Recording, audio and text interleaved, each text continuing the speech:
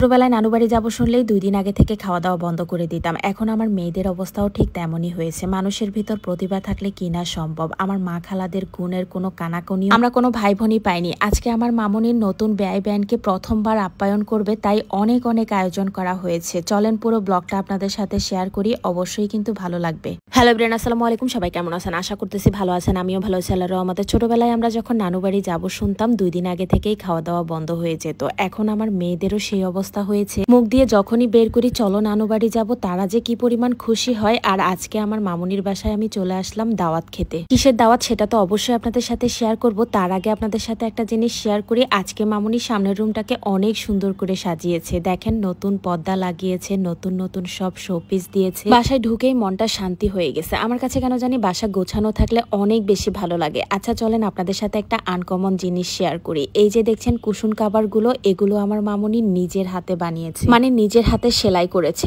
একদমই হাতের কাজের এই বালিশের কাভার গুলো দেখেন কতটা ভালো লাগতেছে। দেখতেই মনে হচ্ছে যে গাছে থেকে তাজা ফুল ছিঁড়ে এনেই হচ্ছে কুশন কাভারে লাগিয়ে রেখেছে। 2টা কুশন কাভারেই হচ্ছে পুরো সামনের রুমের লুক চেঞ্জ করেছে। প্রতিটা জিনিস এত সুন্দর করে গোছানো, দেখেই মনটা শান্তি হয়ে যাচ্ছে। এই তো প্রতিটা কর্নারে কর্নারে আমি জাস্ট একটু একটু করে আপনাদের সাথে শেয়ার করতেছি। এই দেখেন কুশি কাটার এই সুন্দর হচ্ছে ম্যাট শেডটাও কিন্তু মামুনি নিজের হাতে বানিয়েছে। আমার মা খালাদের মতো গুণী যদি আমরা হতাম তাহলে আর কোনো কথাই ছিল না। এটাও কিন্তু মামুনির নিজের হাতে কুশি কাটার বানিয়েছে। আর এখানে একটা সুন্দর চকলেটের ঝাড় দিয়ে দিয়েছে, যাতে করে ছোট মেহমানরা আসলে এখান থেকে চকলেট খেতে পারে। আজকে কিন্তু আমি একদমই দাওয়াতের টাইমেই চলে এসেছি। সবকিছু সুন্দর করে রেডি করা হয়ে গেছে। এখানে মামুনি ভর্তাগুলো রেডি করে নিচ্ছে, আর আমি চলে আসলাম টুনটুনি পাখির সাথে দেখা করার জন্য। এটা হচ্ছে আমার মামাতো বোন। আপনারা অনেকেই আমাদের টুনটুনি পাখিটাকে অনেক সময় দেখতে চান, মানে আমি মাঝে মাঝে যখন শেয়ার করি তখন বলেন যে আপু সবসময় ওকে দেখতে চাই, কিন্তু সবসময় তো ওকে দেখানো আমার সম্ভব হয় না, কারণ আমি তো এখানে আর সবসময় থাকি না, মাঝে মাঝেই আসা হয়। যাই হোক, এই দেখেন এত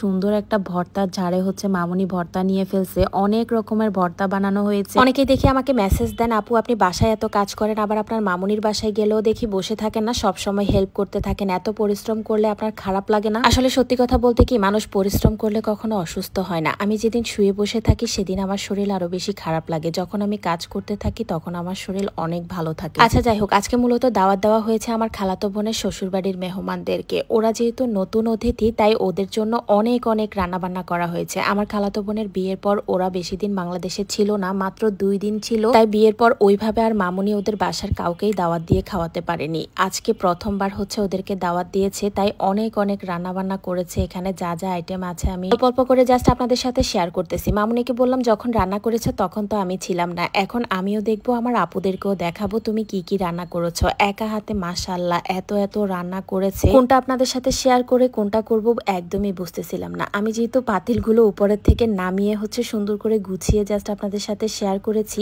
আর এখন হচ্ছে সবগুলো পাতিল আবার উপরে উঠে রেখেছি। অলরেডি মেহমানরা কিন্তু চলেও এসেছে। আর ওই যে মেহমান আসার পর যা হয় আর কি, আমরা সবাই কাজে এত ব্যস্ত হয়ে পড়েছিলাম, ভিডিওটা আর কন্টিনিউ করতেই পারিনি। নাস্তার আইটেম থেকে শুরু করে আরো অনেক অনেক জিনিস হচ্ছে মিস হয়ে গেছে। যাই হোক, এই তো যতটুকু পেরেছি আপনাদের সাথে শেয়ার করার চেষ্টা করেছি। সবাই ভালো থাকবেন, সুস্থ থাকবেন। আজকের মতো বিদায় নিচ্ছি, আল্লাহ হাফেজ।